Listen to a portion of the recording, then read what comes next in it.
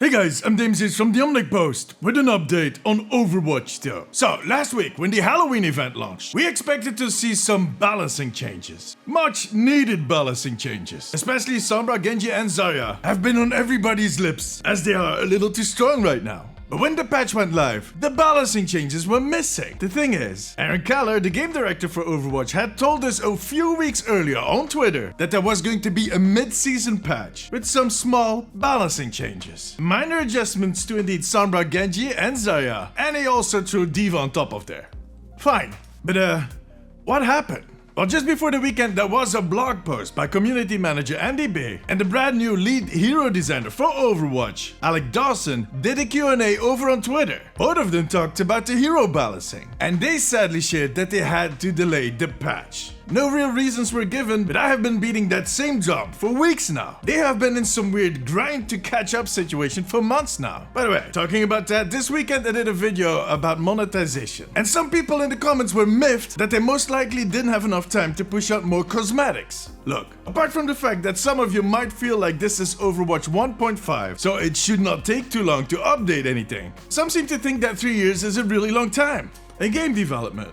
Which it isn't, especially when you're making AAA games at Blizzard. They've always been slow. I waited 7 years, 7 years, for Diablo 3 to be released after they announced it. And when they did, they hit us with that pay-to-win auction house. Remember that? Yeah, I'm just saying. And sure, they could have been further along by now, but there is much more going on here. I've talked a lot about this in past videos. But anyways, I digress. It seems that we'll have to wait for these updates till November 15th. They were nice enough, however, to already share the patch notes, which is actually a funny story. In a video last week I talked about MAGA leaks, and I gave an example on how fickle and untrustworthy these leakers can be. I stated that some kid had leaked patch notes for the upcoming patch, that these patch notes were picked up and that person retracted them immediately. Now that kid was Keg Bundy over on Twitter. This is his retraction tweet. Nice. But it turns out that the leak was true. What the hell? As I was reminded of a few dozen times in the reactions on that video. Thanks guys, I appreciate it. Hey, when that video went live, that was the situation. The thing is, Keg Bundy used to be a Contenders player that probably still has some connections with some teams that are still playing Contenders. So some of them most likely kind of passed the patch notes to him and he tweeted them. Things got a little too hot under his feet and he retracted them. Very gracefully. And talking about things getting too hot for him, he bakes cakes now. And they look pretty good. Pretty tasty. Anyways, let's have a look at those changes, shall we? Let's start out with Sombra. The hackability lockout duration was reduced from 175 to 1.5 seconds. Hacked enemies are no longer valid targets for hacking for the duration of the effect. And hack damage multiplier is reduced from 40 to 25%. Look, these changes should help with the chain hacking that was going on. And they lowered the damage output since she has become a real nightmare for the backline. She'll still be as effective, just a little less deadly. I'm curious to see how much impact the reduced multiplier will have, since that was the main culprit in my opinion. She could just erase supports in seconds.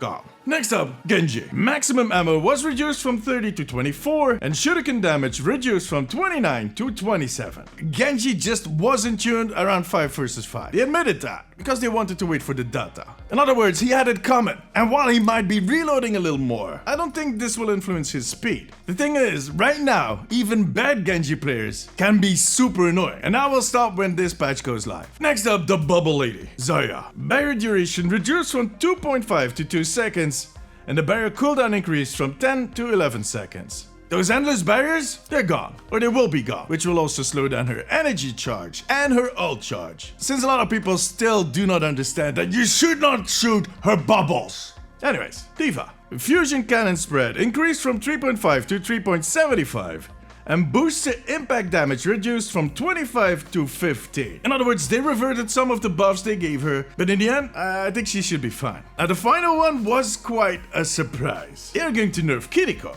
And before we have a look at the change, I do have to say, Kiriko has been one of the most balanced hero releases ever in Overwatch. When they introduced her, we kind of all feared the worst, especially since we didn't get to test her in any of the betas. And that included myself. I made videos about it, but it turns out she's balanced pretty well. She is in my top 3 when it comes to healing output. Her damage is powerful but limited due to the speed and the fact that you need to be able to aim, which I can't.